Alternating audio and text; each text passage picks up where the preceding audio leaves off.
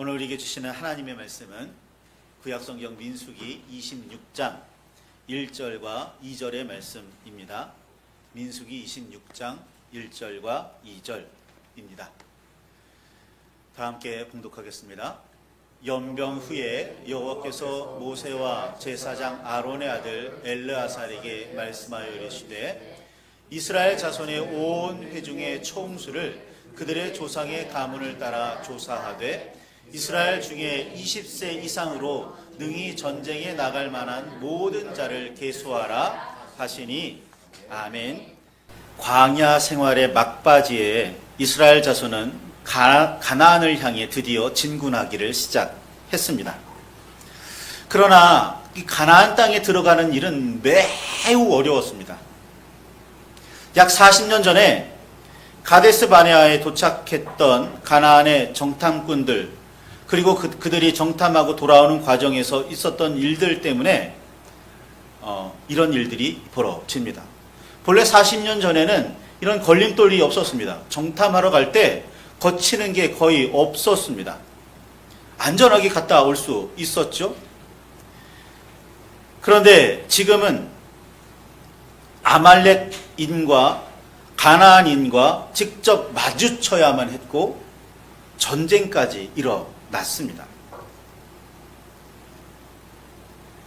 이때 이스라엘과 그 백성을 막아서는 민족과 나라가 생각보다 많았습니다.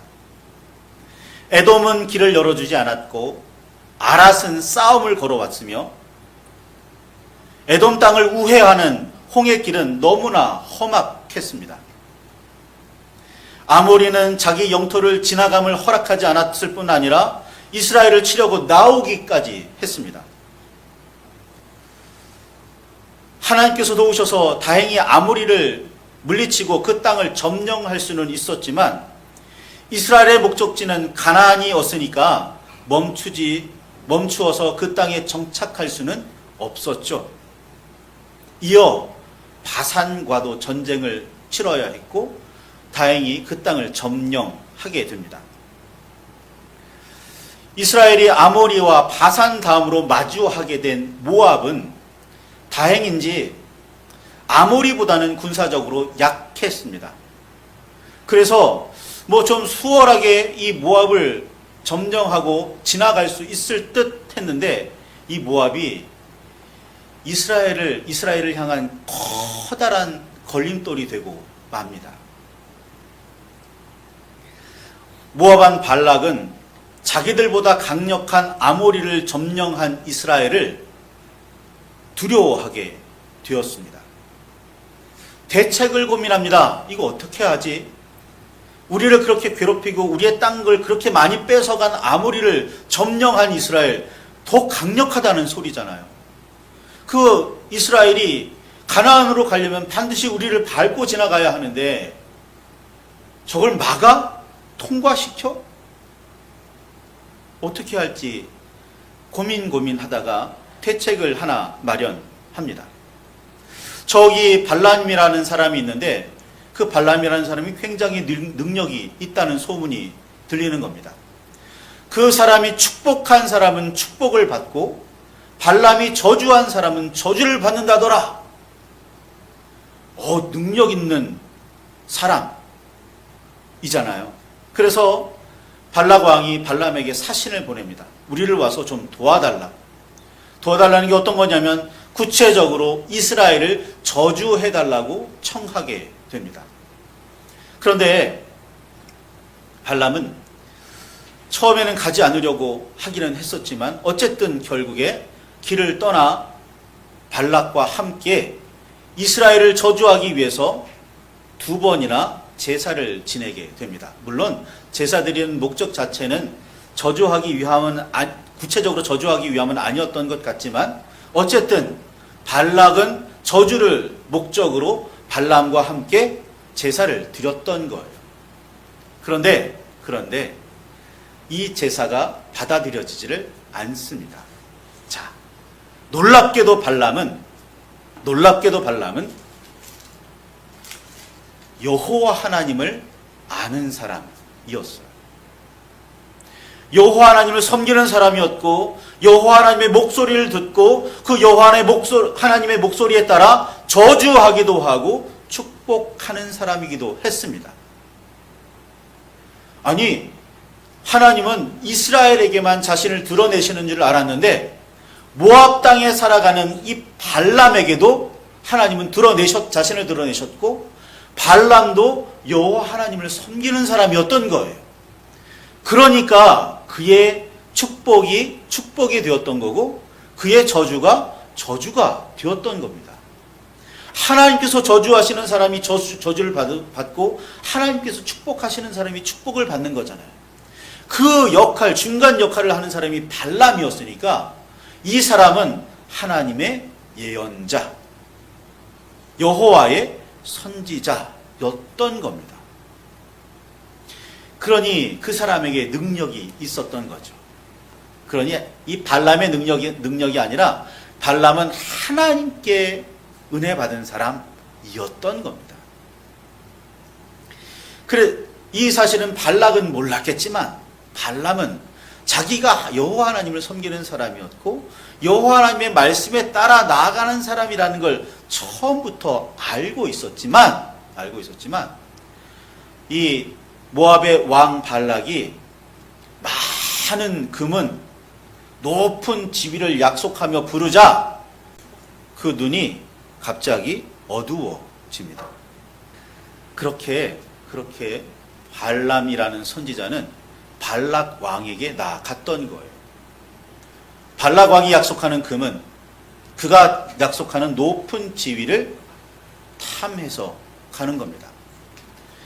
그래서 그가 출발하던 날에 타고 가던 나귀가 갑자기 이상한 짓을 하는 거예요. 왜냐하면 그 앞에 여호와의 사자가 길을 가로막고 있었거든요. 지나가기만 하면 발람을 죽이려고.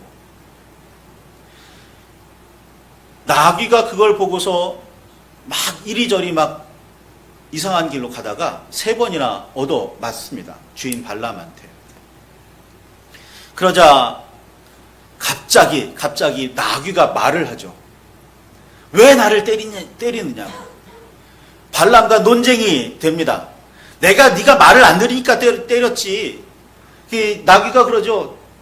내가 언제 당신을 이게 잘못한 적이 있었습니까? 막 이렇게 논쟁이 오갑니다. 그러다가 이 여호와의 선지자라는 사람의 눈이 열리게 돼요. 그리고 뭘 보게 돼요? 앞에 여호와의 사자가 가로막고 있다는 걸 보게 됩니다. 생각해 보세요. 타고 다니던 나귀는 보는 여호와의 사자를 여호와의 사람, 선지자라는 사람이, 예언자라는 사람이 못 보고 있는 거예요. 그러니 이 순간 발람은 눈이 가려져 있었던 겁니다. 재물의 눈이 가려 있었던 거예요. 성공의 높은 지위에 눈이 가려져 있었던 겁니다. 그러니 여호와의 사자를 못 보죠. 그전에는 여호와의 음성을 듣고 그 음성대로 축복도 하고 저주도 하던 사람이 여호와의 사자를 못 본다는 게 말이 돼요. 눈이 가려져 있었던 겁니다.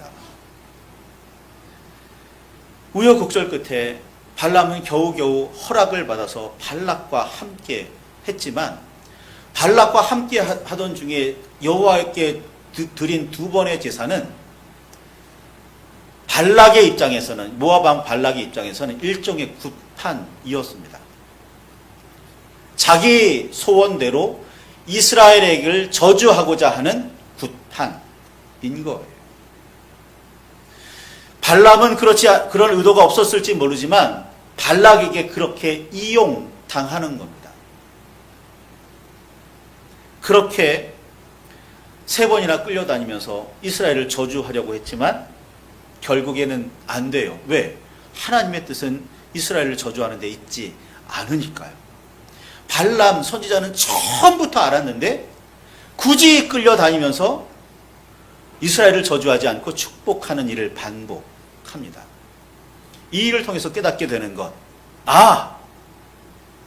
사람이 아무리 뭘 하려고 해도 하나님의 뜻이 거기에 있지 않고서는 되지 않는구나 라는 걸 알아야 합니다.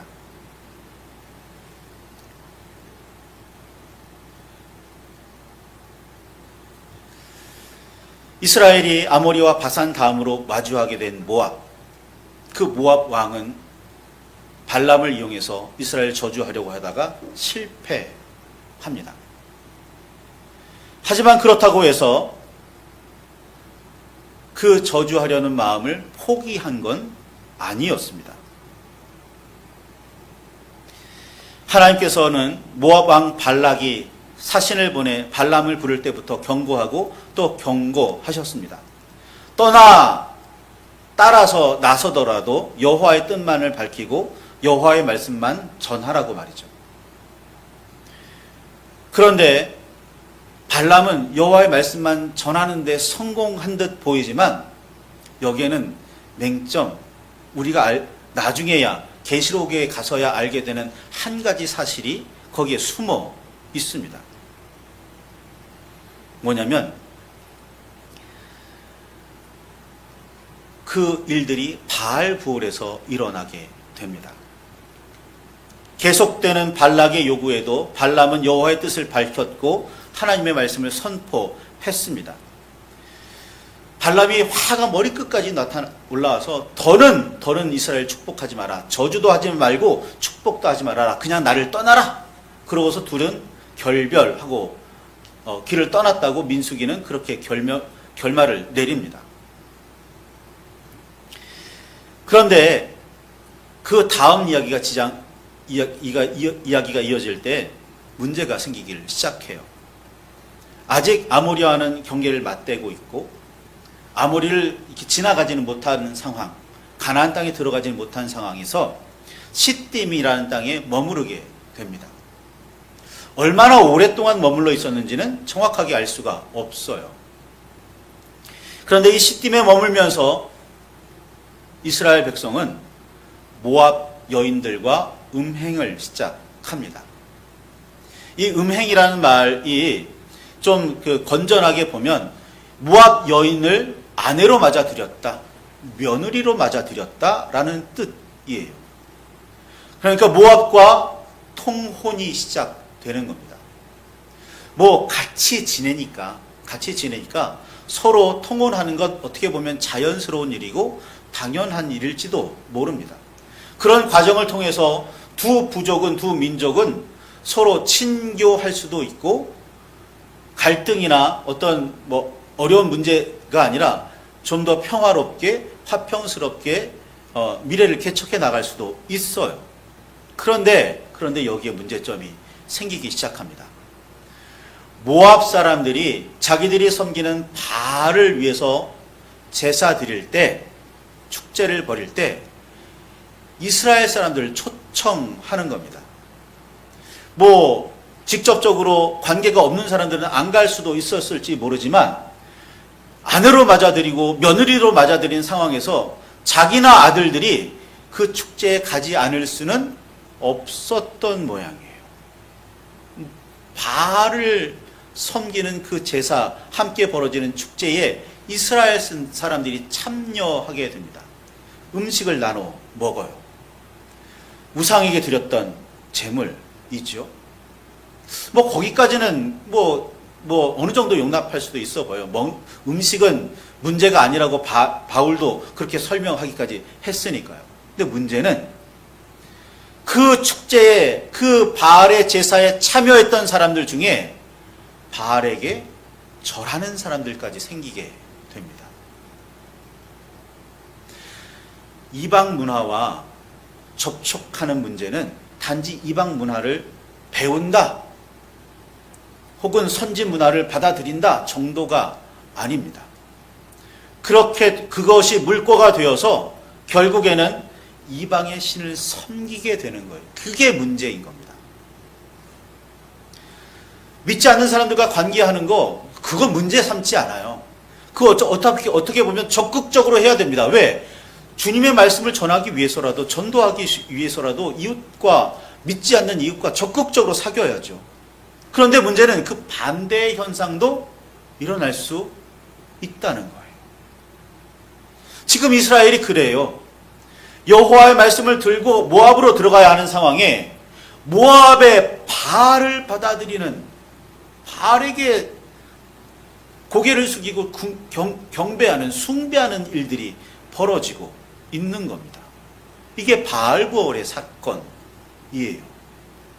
그리고 계시록 2장에 보면 이 지혜, 이스라엘 사람들을 이렇게 하면 무너뜨릴 수 있어 라는 지혜를 준 장본인으로 누구를 꼽고 있냐면 발람을 꼽고 있습니다.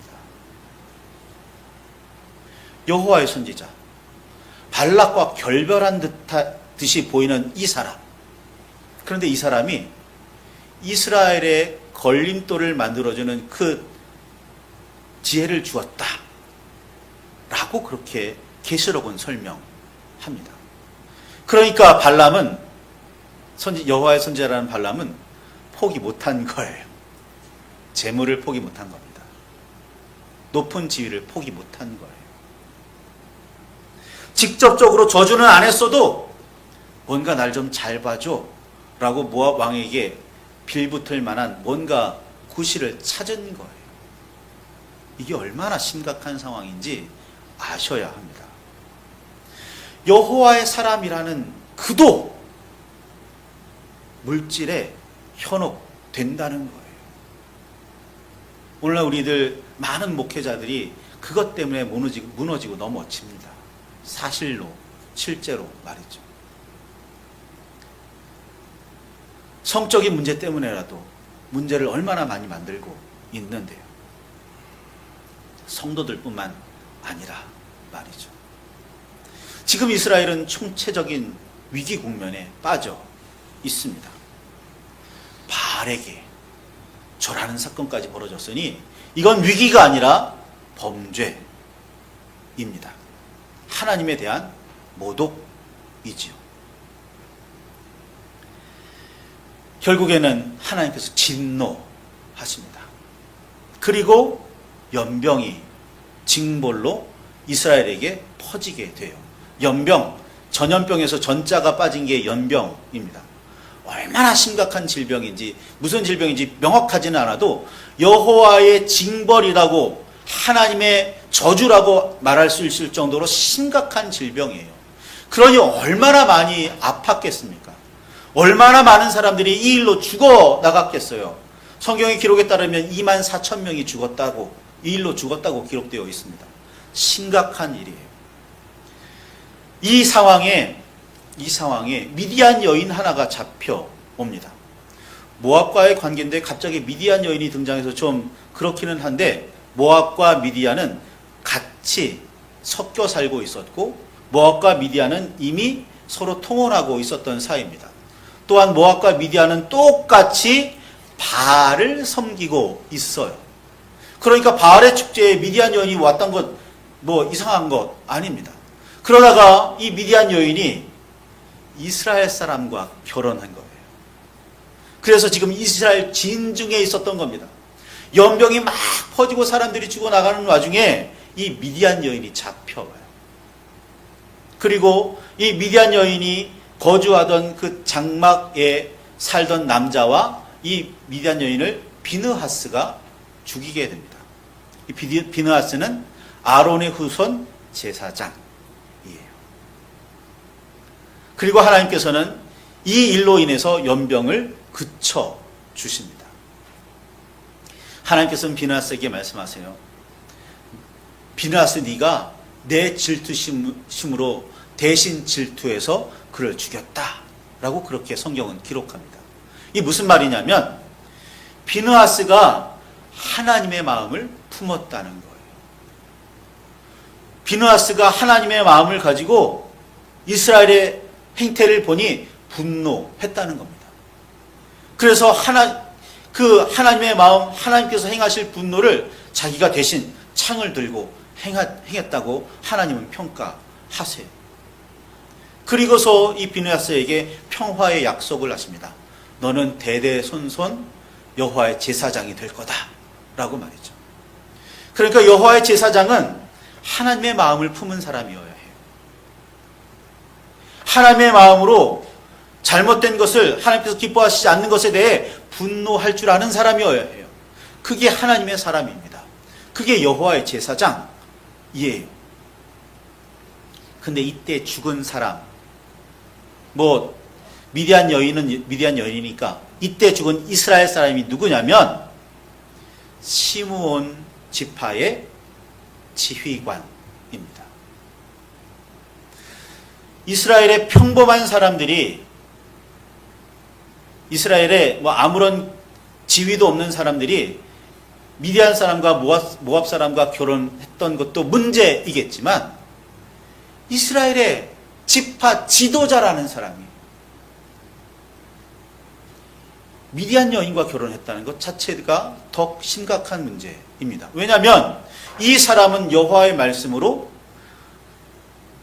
미디안 여인과 모압과 관계 맺는 사람들을 지적하고 가르쳐야 할 사람이거든요. 그들을 깨우쳐서 여호와만을 섬기라고, 하나님께만 나아가라고 붙들어야 할 사람이거든요.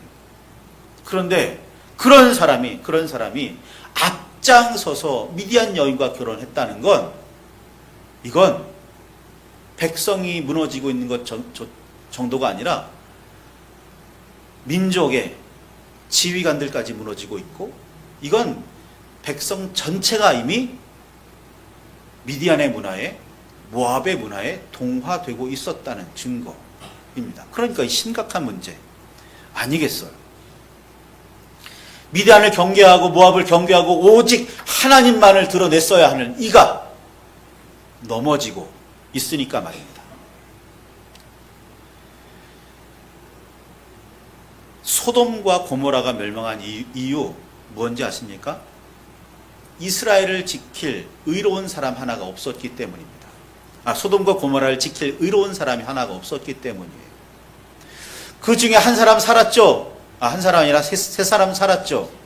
그런데 그 롯과 두 딸이 그 소돔과 고모라가 멸망한 이후에 행한 일을 보면 그도 온전히 하나님의 말씀 앞에 사로잡힌 사람은 아니었다는 걸 알 수가 있어요.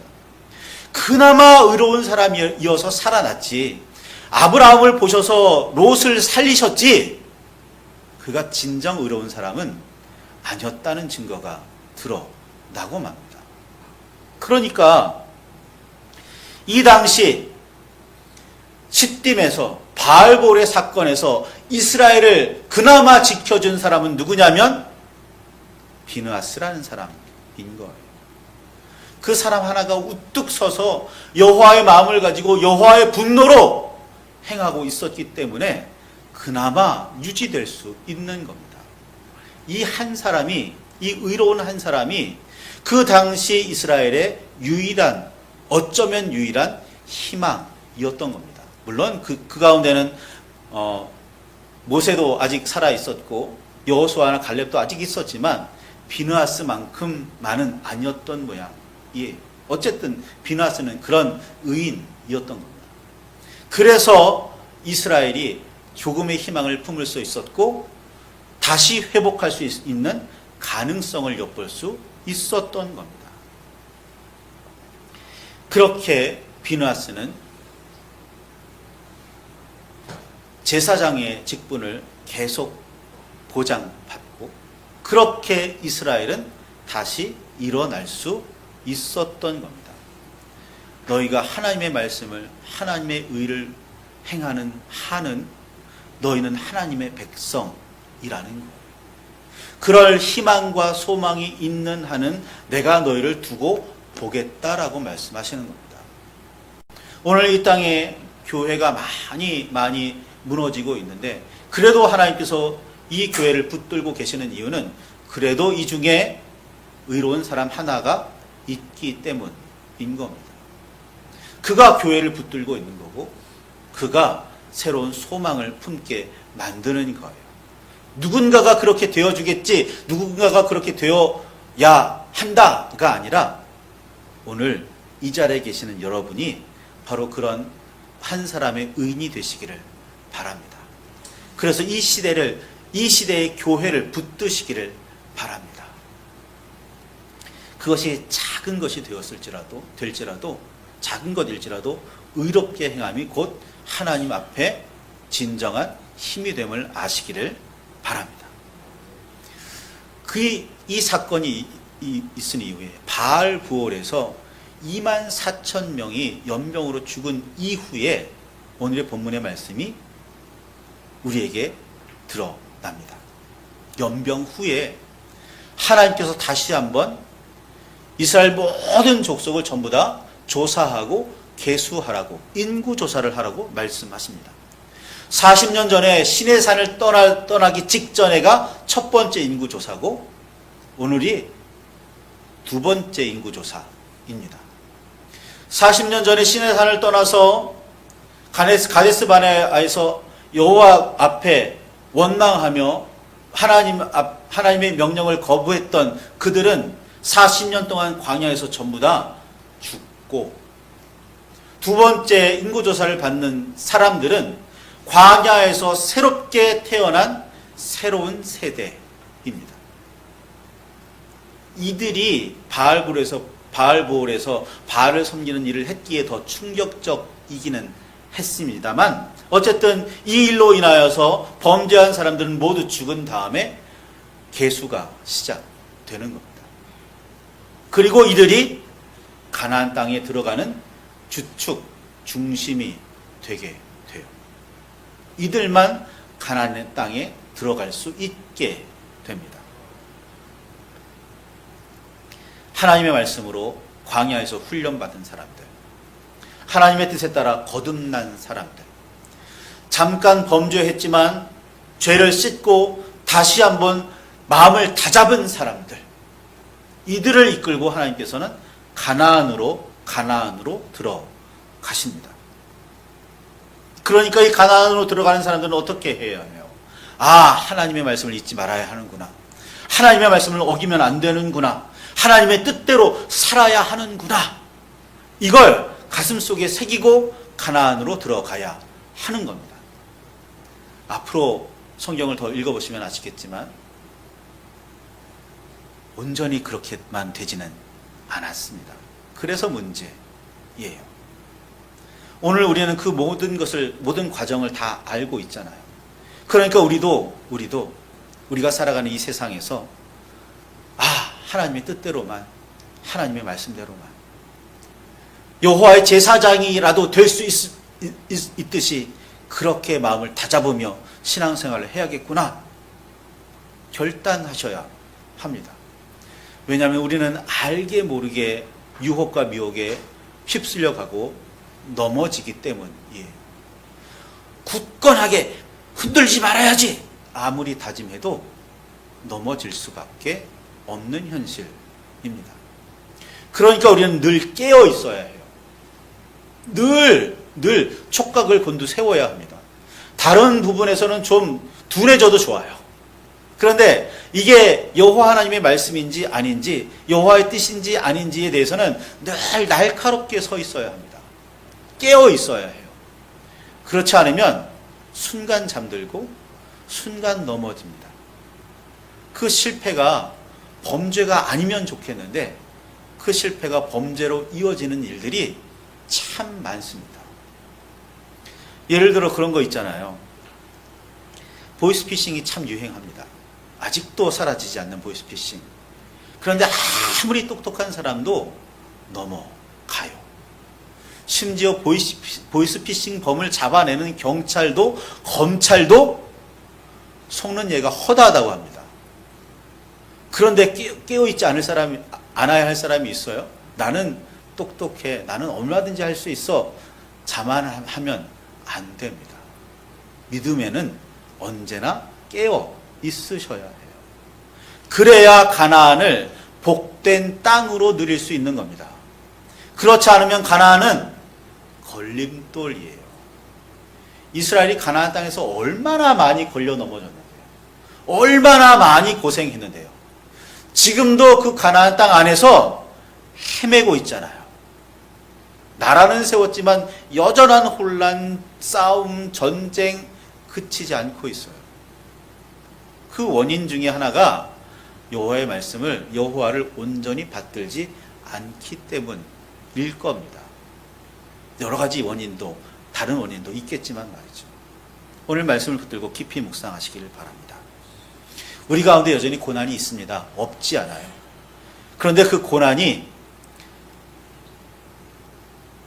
나를 더 단단하게 만드는 발판이 되느냐, 아니면 그 고난이 나를 무너뜨리는 미혹과 유혹이 되느냐는 어찌 보면 우리가 그 고난을 대하는 태도에 담겨 있을지도 모릅니다.